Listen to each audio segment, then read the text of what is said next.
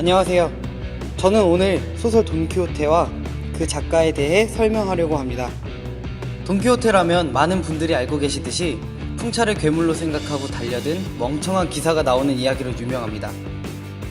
하지만 돈키호테는 2002년 노벨 연구소에서 문학 역사상 가장 위대한 소설로 선정될 정도로 작품성이 아주 뛰어난 소설입니다. 그렇다면 그 소설 돈키호테에 어떤 내용이 담겨 있는지 살펴보도록 하겠습니다. 먼저 돈키호테의 저자는 미겔 데 세르반테스.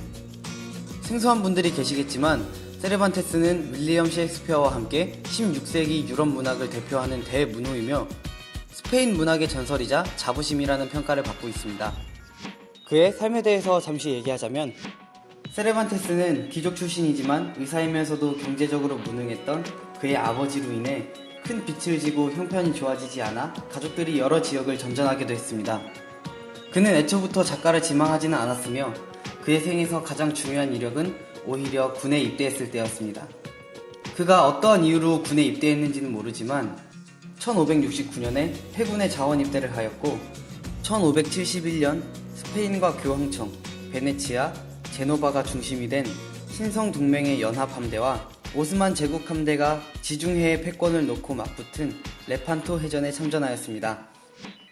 그 전투에서 세르반테스는 가슴과 왼손에 총상을 입었고 그 후유증으로 평생 왼손을 쓰지 못하여 레판토의 외팔이라는 별명을 얻게 되었습니다.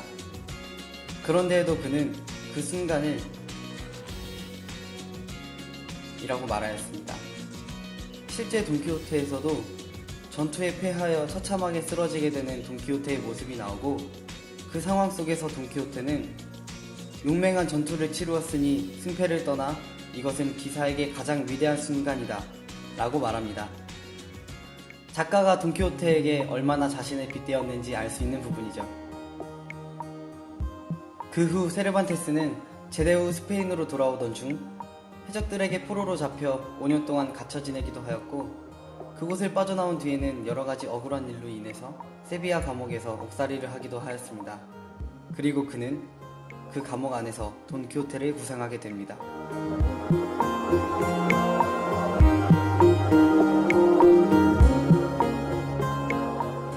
돈키호테는 세계 최초의 근대소설이자 에스파냐의 국민문학이며 세계의 유명한 고전들 중 하나입니다. 서양에서는 성경 다음으로 세상에서 가장 많이 읽힌 책으로 유명하다고 할 정도로 말이죠. 책은 총 2부작으로 구성되어 있으며 전편은 1605년에 발표되었고 후편은 세르반테스가 사망하기 1년 전인 1615년에 발표되었습니다.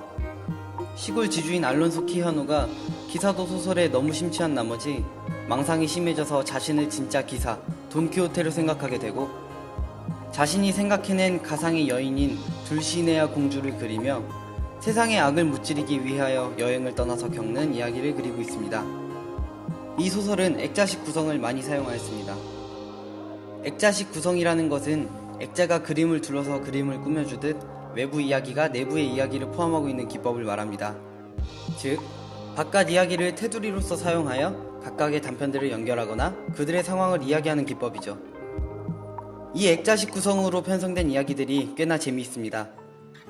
알론조 키아노, 그러니까 돈키호테가 여행을 하면서 자신의 수하인 산초에게 자신이 읽었던 기사소설의 내용을 진짜로 겪었던 일인 것처럼 얘기해주기도 하거든요. 그래서 소설을 읽다 보면 나중에서야 이 이야기가 기사가 괴물을 무찌르는 얘기인지 돈키호테의 여행 얘기인지 헷갈리기도 합니다.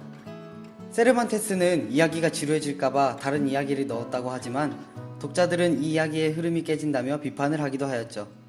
심지어 돈키호테의 8장에서는 한참 사건의 절정으로 치솟았을 때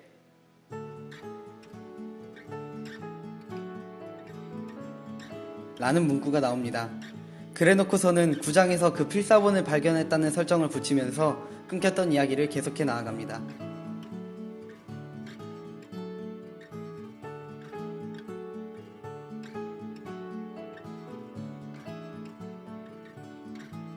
지금까지 말씀드렸듯이 이 소설의 주인공인 돈키호테와 작가인 세르반테스의 삶과 행동들은 닮아있는 부분들이 많이 있습니다. 돈키호테는 세르반테스의 또 하나의 자아라고 생각할 수 있을 정도죠. 소설 돈키호테를 읽어보신다면 책의 내용에 세르반테스의 삶이 녹아있는 듯한 장면이 많이 섞여 있다는 것을 알게 되실 겁니다.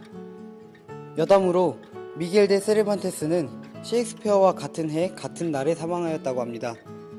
같은 시대에 등장하여 대단한 작품을 남겼지만 셰익스피어와는 다르게 비운의 작가라는 별명을 가지게 된 세르반테스. 지금까지 돈키호테라는 소설과 그 소설의 작가 미겔 데 세르반테스에 대해 알아보았습니다. 시청해주셔서 감사합니다.